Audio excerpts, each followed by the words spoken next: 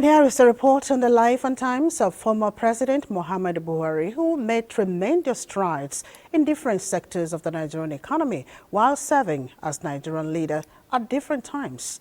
Elizabeth Omori tells us more. Muhammadu Buhari, born December 17, 1942 in Daura, Katsina State. He was a retired military general and two-time leader of Nigeria. First as a military head of state 1983 to 1985, and later a democratically elected president 2015 to 2023. He began his early education in a Quranic school before proceeding to Katsina Middle School, and later joined the Nigerian Military Training College in 1962 at the age of 19. Buhari received further military trainings in the UK and United States, rising through the ranks to become a second lieutenant, platoon commander, and later Federal Commissioner for Petroleum under the Obasanjo military regime. He also served as the inaugural chairman of the Nigerian National Petroleum Corporation and later the chairman of the Petroleum Trust Fund under General Abacha. In 1983, Buhari seized power in a military coup, citing corruption and economic mismanagement. This country was drifting towards a dangerous state of political and economic collapse through the continued ineptitude and insensitiveness of a political leadership who were apparently unwilling to change. It had a duty to intervene to clean up the economic mess and set this country once again on the path of sanity. His short but impactful regime focused on discipline, anti-corruption and economic austerity, including the launch of the famous War Against Indiscipline. However, his government faced criticism for its approach and was overthrown in 1985 by General Ibrahim Babangida. After years away from public office, Buhari re-entered politics, contesting the presidency in 2003, 2007 and 2011, before finally winning in 2015 under the All Progressives Congress (APC). He was re-elected in 2019, serving 2 terms alongside Vice President Professor Yemi Osinbajo. Muhammadu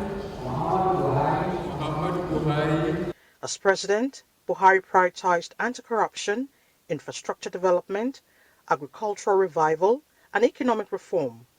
While he made notable strides in public works and social investment programs, his administration also faced challenges, particularly in security, inflation, and unemployment. Our country has everything we require to make Nigeria prosper. But to ensure that Nigeria works for Nigerians of all persuasions, we can do it. Buhari left office in 2023, becoming the second Nigerian leader to rule both as a military and civilian president. His legacy remains a subject of national debate, marked by integrity, discipline, and reform. So that there has been some form of injustice on him, we are all humans. There is no doubt I hurt some people, and I wish they would pardon me. And those that think that I've hurt them so much, please pardon me. In Abuja, Elizabeth Omori, NT News.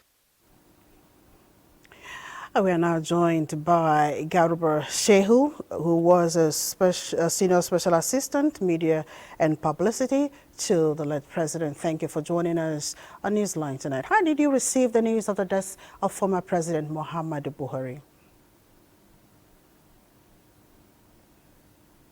I was deeply shocked because we were expecting that he was going to come back to us in good health, that the worst was behind him. The story of the intensive care unit, and in the last 4 days, the information we were receiving was that he was making recovery. We had a book launch 3 days ago. Until 2 days to that event, we were being assured that he could possibly make it. So for you to wake up, well, this afternoon, and to be told that he had passed on, yes, it is very difficult to reconcile with.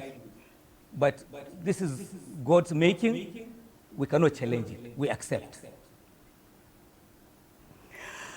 All right, that's bad. Who was the man Muhammadu Buhari to you?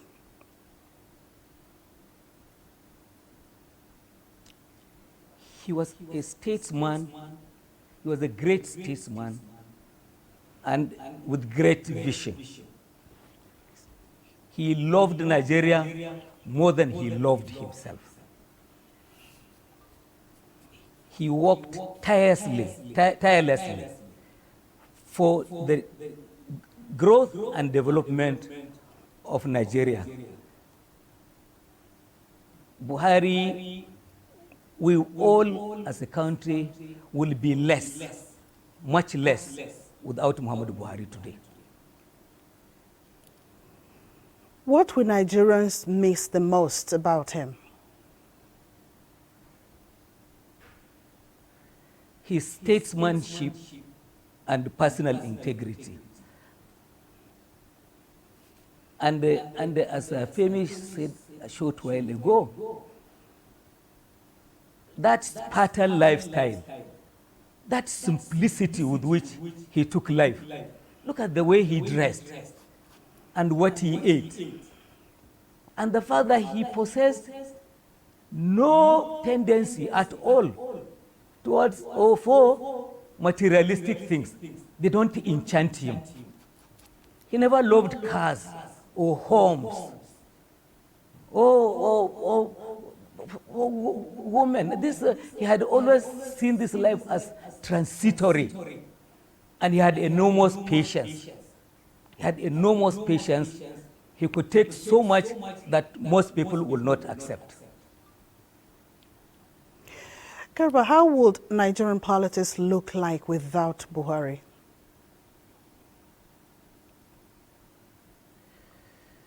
Well, it is going to be very challenging, especially for those who had him in partnership to achieve political power.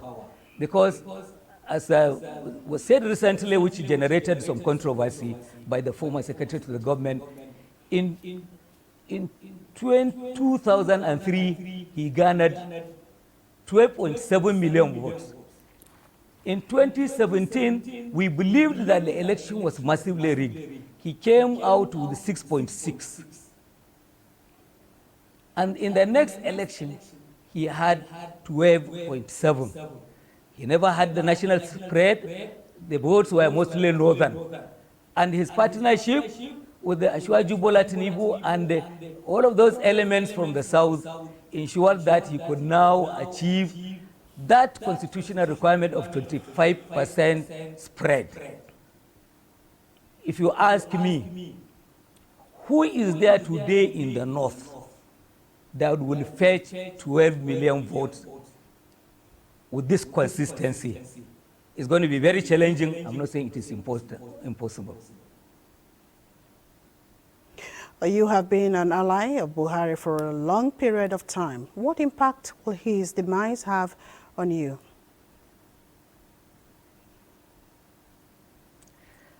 At a personal level, his insight and leadership had great impact on my person. Interactions with him, in all of the years that I had been with him, were always enriching. And I'm going to miss that, as would many other people. Thank you so much, Garba Shehu. You were the Senior Special Assistant on Media and Publicity to our late President. Thank you so much for your time.